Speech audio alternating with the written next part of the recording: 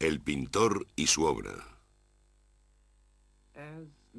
Pienso que el hombre sabe que es un accidente, que es un ser desprovisto de sentido y muy fútil, que está obligado a llevar sin motivo el juego hasta el final.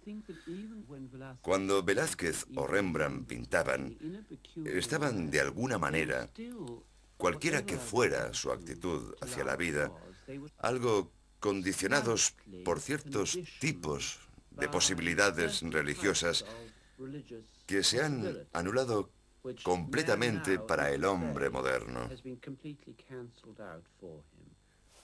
Hoy, desde luego, el hombre solo puede tratar de hacer algo muy positivo si se engaña durante algún tiempo con la forma de conducirse, tal vez prolongando su vida gracias a una suerte de inmortalidad comprada a los médicos. Mire usted, todo el arte se ha convertido en un juego con el que el hombre se distrae. Lo fascinante es que esto resulta mucho más difícil para el artista, ya que tiene que enfrascarse de verdad en el juego para llegar a algo realmente bueno.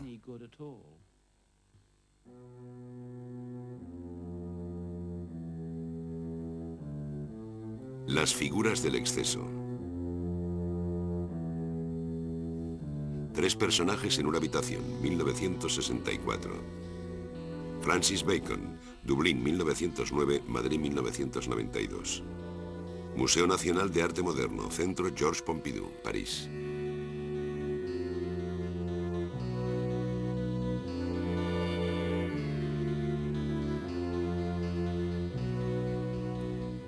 En el centro, un hombre desnudo derrumbado sobre una especie de sofá butaca azul de base piramidal y peana amarillo claro. A la derecha, un hombre desnudo sentado en un taburete de peana circular plana. A la izquierda, un hombre desnudo sentado en una taza de inodoro que da la espalda al espectador.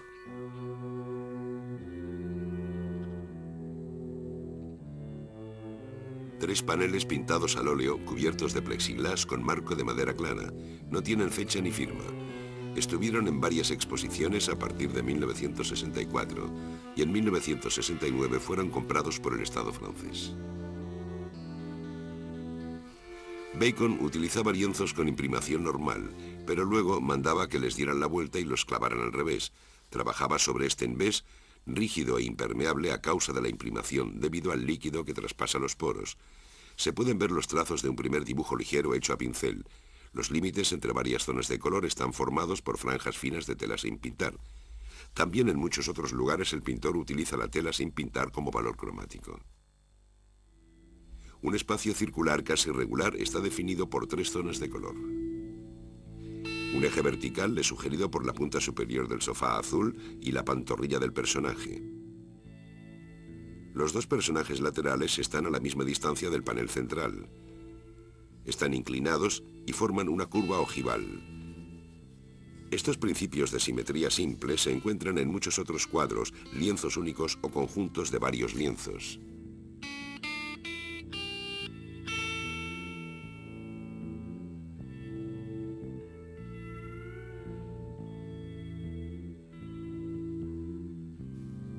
Bacon pintaba al óleo. A veces también utilizaba el pastel. No barnizaba sus cuadros, pero los presentaba con cristal. Empezaba por los personajes, muchas veces echando sobre la tela unos pigmentos mezclados y triturándolos a continuación. Utilizaba pinceles flexibles o gruesos para los detalles, lo que le obligaba a trabajar con pinceladas anchas y arabescos. Otras veces pasaba trapos, cepillos duros y esponjas sobre la pintura fresca. Así es como obtenía esos entramados de trazos paralelos, o esas capas finas y anchas que alteran los rasgos de los personajes, los retuerce, los estiran. Una pasada con un trapo ha formado este rastro de 15 centímetros junto a la rodilla del personaje central. Todos estos procedimientos corresponden a lo que el pintor llamaba su imaginación técnica. La gama de colores de las tres figuras es rica. Las encarnaciones se obtienen mezclando rosa, rojo, naranja, azul y gris oscuro. Como contrapunto aparecen varios destellos, blanco de la porcelana a la izquierda, verde y naranja del asiento de la derecha. El azul espeso de la butaca rodea la figura en el centro. Las figuras contrastan vivamente con el fondo, principio general en Bacon. Los tonos de los tres fondos proceden del mismo pigmento, sombra de Venecia o tierra de Siena, primero puro, luego desaturado y muy aclarado. La parte superior es lisa. La parte central, seguramente pintada con un rodillo muy deshilachado, tiene una textura con pequeñas asperezas picudas, rugosas, que recuerdan la tierra o una oscura alfombra de circo. Una vez terminada la composición, Bacon la modificó añadiendo salpicaduras espesas de pintura blanca lanzadas al azar sobre el lienzo. Estos empastes de 8 a 15 centímetros de largo manchan los miembros de los personajes. En otros cuadros, más adelante, estas salpicaduras aparecerán también en los espacios vacíos, fuera de las figuras.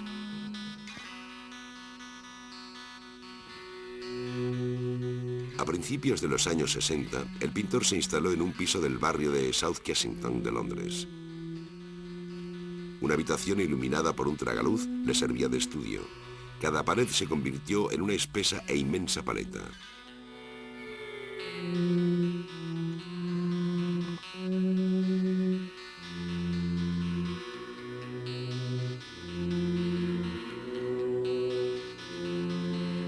Bacon dejó que se acumulara todo el material de su pintura junto con pilas de libros, páginas arrancadas, periódicos recortados, postales, fotografías.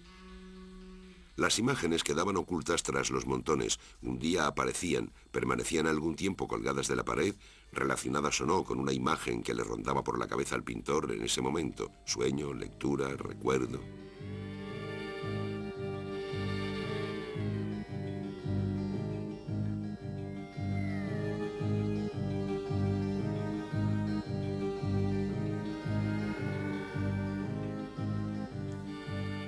A veces, en las paredes también había imágenes de sus propios cuadros, que sin duda inspiraban al pintor a la hora de repetir los mismos temas o los mismos principios formales. El estudio, cuyo caos contrastaba con el orden riguroso que reina en los cuadros de Bacon, fue durante 32 años como una máquina de producir ideas e imágenes nuevas, un montón de mantillo, según palabras del pintor.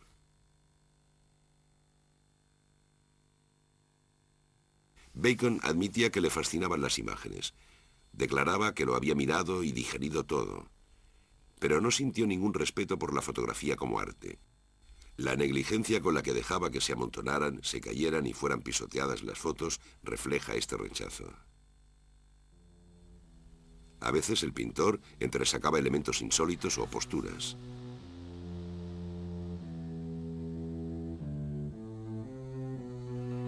La silueta del presidente Wilson, saliendo de la conferencia de Versalles en 1919, y un mueble del despacho de Trotsky en México, en una foto de prensa de 1940, justo después de su asesinato. En otra ocasión, Bacon toma diagramas y esquemas de un tratado sobre las posiciones corporales en radiología.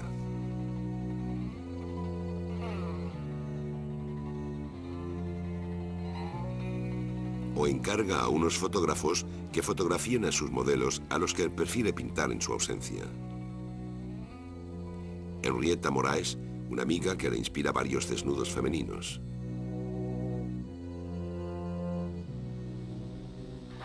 Lucien Freud, nieto de Sigmund y, como Bacon, pintor de renombre.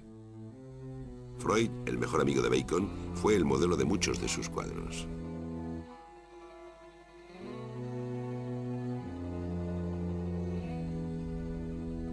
George Dyer, una especie de chico malo de origen humilde.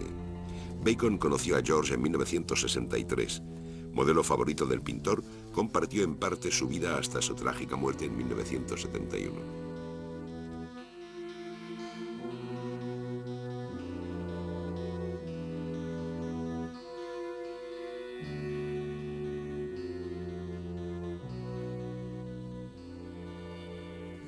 Francis Bacon era aficionado a las fotografías de carnet de las cabinas automáticas. Jugaba con la posibilidad de multiplicar las posturas, deformarse voluntariamente los rasgos, multiplicar las sombras.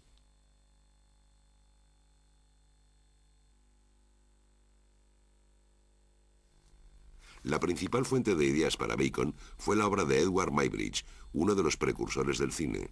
En sus trabajos sobre la descomposición del movimiento del hombre y los animales, entre 1872 y 1887, Muybridge publicó cientos de láminas de fotografías. Bacon aísla a los personajes de su secuencia temporal, los desvía de su función, los carga con otra energía. Tomado de Muybridge.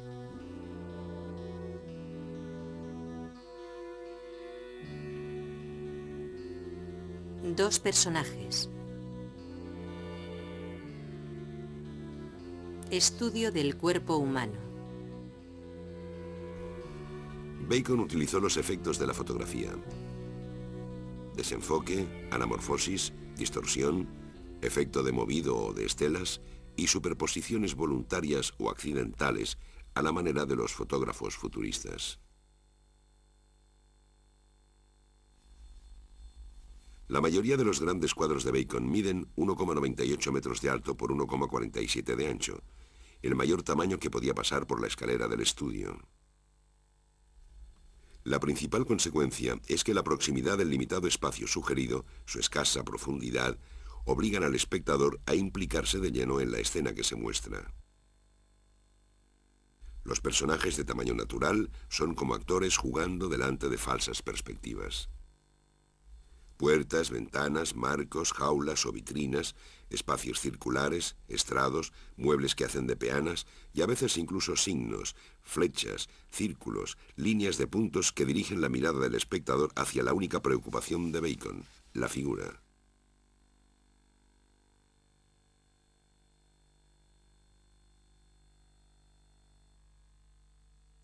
Figure, en inglés, es la persona, el ser, la forma humana, el personaje. Pero también la imagen, la representación, o por último la metáfora, la figura de retórica. Todos estos sentidos derivan de los del término latino figura, que también designa las cosas elaboradas, por ejemplo en arcilla. En 1929, Bacon vio los cuadros de Picasso: cuerpos deformes, cabezas muy pequeñas, importancia de las bocas y los dientes. Decidió ponerse a pintar. Luego destruyó la mayoría de los cuadros que pintó en esta época. Cuando volvió a la pintura en 1944, fue con una obra que expuso al año siguiente en una galería y que horrorizó a todos los visitantes. 3 estudios de personajes al pie de una crucifixión recurre a un tema de resonancias religiosas. El pintor se inspira en el retablo de Isenheim de Matthias Grünwald. La violencia expresiva de la pasión da lugar a estas figuras monstruosas que parecen expresar sobre todo el odio, la voracidad, la pesadilla.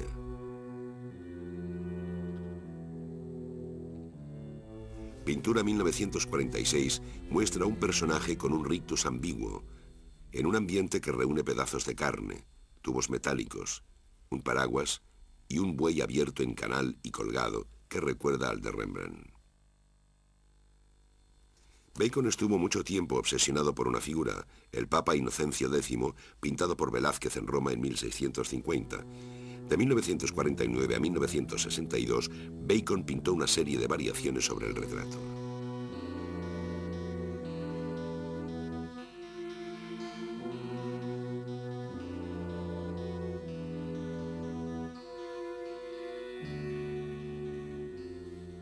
El sillón dorado encierra y aísla el busto del Papa, redoblando el rectángulo vertical del cuadro, y el espacio rojo unificado destaca con más viveza su fisonomía. Es un dispositivo escenográfico parecido al que se encuentra en la mayoría de los cuadros de Bacon.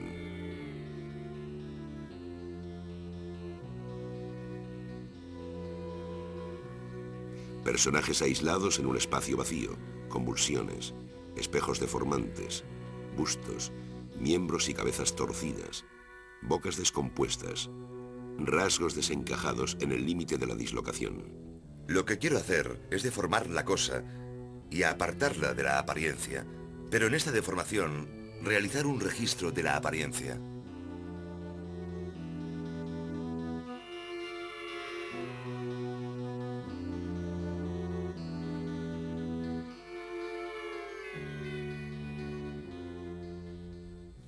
Las series de lienzos más pequeños que pintó Bacon son caras, retratos o autorretratos, también de tamaño natural, deformados sin duda, pero no por eso se pierde el parecido.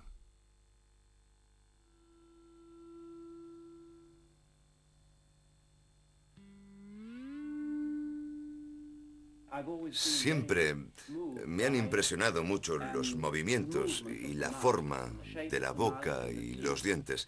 Me gusta, se podría decir, el brillo y el color procedentes de la boca. Y siempre aspiré a pintar la boca como Monet pintaba una puesta de sol, pero nunca lo logré. Durante una estancia en la región de Chantilly, el pintor quedó fascinado por la madre que grita en La matanza de los inocentes de Nicolas Poussin.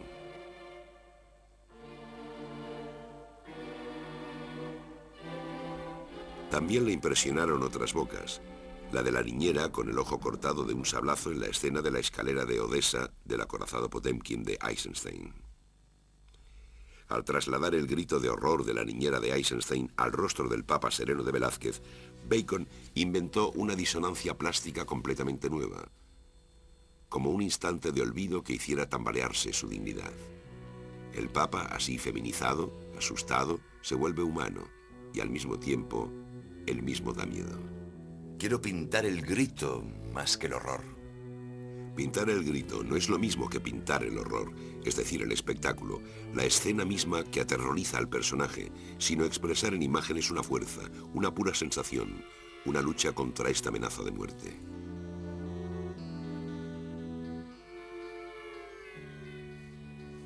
La metamorfosis plástica de los miembros y las caras podría recordar las máscaras africanas que ya habían influido en los pintores cubistas. Bacon no muestra las distintas facetas de un cuerpo, sino la superficie, el volumen y la carne abierta a un tiempo. Lo de fuera y lo de dentro. Sus desollados recuerdan a los grandes anatomistas de la Edad Clásica que con sus posturas paradójicas, vivientes, nos acercan al envoltorio carnal y las vísceras. Bacon se confesó fascinado por los mostradores de las carnicerías. La carnicería, el matadero, son las interioridades ocultas pero necesarias de la violencia social. La carne abierta, ya sea la de los tormentos o la de los bodegones de Rembrandt, Chardin o Soutine, también es para los pintores una turbia y soberbia combinación de colores raros. Y al mismo tiempo una vanidad, una meditación sobre los despojos humanos. Este estudio anatómico de los enigmas del cuerpo es consecuencia de un amor profundo a la escultura. Bacon pensaba dedicarse algún día a hacer grandes esculturas montadas sobre rieles y articuladas.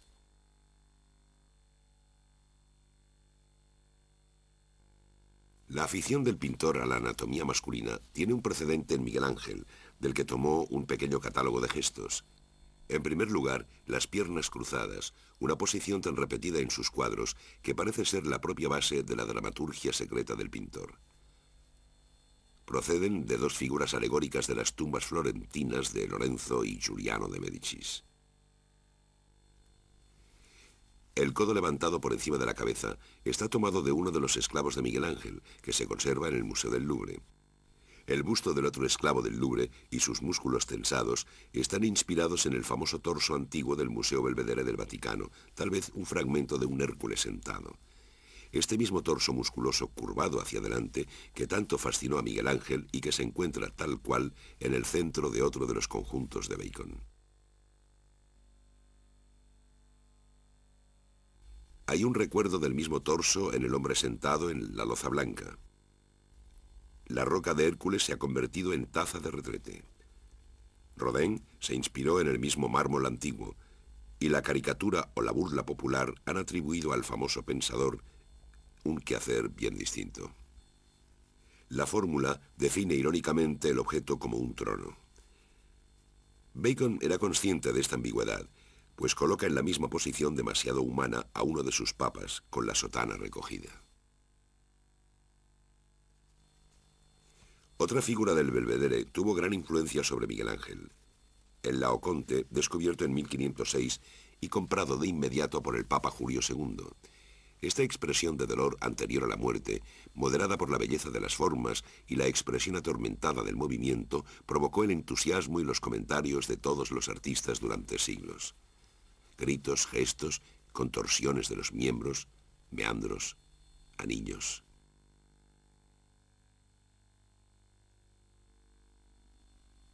Según Bacon, la idea de las series de 3 cuadros se le ocurrió viendo el cine panorámico. También recuerdan a los espejos de 3 caras con sus reflejos idénticos y desplazados. Pero estos conjuntos de lienzos están en continuidad con un arte antiguo, el tríptico, cuadro religioso cuyas hojas laterales a veces se cerraban tapando la hoja central, ha tenido formas muy variables. Su ritmo ternario, su simetría, recuerdan a la Trinidad y a las 3 cruces de la crucifixión. La de Cristo ocupa muchas veces la hoja central. Los testigos de la escena, los donantes o los santos protectores, aparecen en las hojas laterales. 3 estudios para una crucifixión, 1962. Un Cristo abierto en canal, cabeza abajo, inspirado en el crucifijo de Cimabue, que Bacon compara con una especie de gusano arrastrándose. En el centro, un cuerpo retorcido y atormentado sobre un colchón. A la izquierda, 2 personajes, testigos, mirones o verdugos. Crucifixión, 1965. Otro cuerpo torturado, destripado, colgando de los pies y esta vez situado en el centro. A la izquierda, un amasijo sanguinolento sobre un colchón. Una mujer desnuda observa la escena. A la derecha, 2 testigos con sombreros hippie japa y algo así como un verdugo musculoso con un brazalete con la cruz gamada. El tríptico implica unas relaciones más o menos complejas entre los 3 paneles, pero para Bacon estas relaciones no debían inducir una lógica narrativa inmediata. En efecto, lo que Bacon quería eliminar era la narración, el drama. 2 figuras en el mismo lienzo ya contarían una historia. No quería que la historia prevaleciera sobre el cuadro. De ahí ese cúmulo de procedimientos para eliminar la intriga, para separar a los personajes en paneles distintos, para reducir el fondo. Las imágenes son como epifanías, instantes privilegiados en los que una situación cotidiana, un sueño despierto, un eco de lenguaje, se cristalizan, se condensan en una figura. Un hombre, el pintor, vuelve a su casa al amanecer, borracho, y medita, a punto de vomitar. Otras veces parece que los cuerpos pertenecen a un mundo de historias de miedo llenas de seres evanescentes o malignos en perpetua metamorfosis. Se funden, se licúan, se disuelven, son borrados en parte o resueltamente amputados. A veces nos hallamos en un mundo de verdugos con torturas, heridas, miembros arrancados, despojos sanguinolentos, caras carcomidas. La referencia a la carne, a la osamenta, a la carroña es constante. En efecto, la pintura de Bacon es una reflexión sobre la encarnación, sobre el sacrificio sangriento, sobre la violencia de la carne. Pero sin religión, sin trascendencia, sin misticismo. Esta insistencia en el exceso no carece de una buena dosis de humor negro.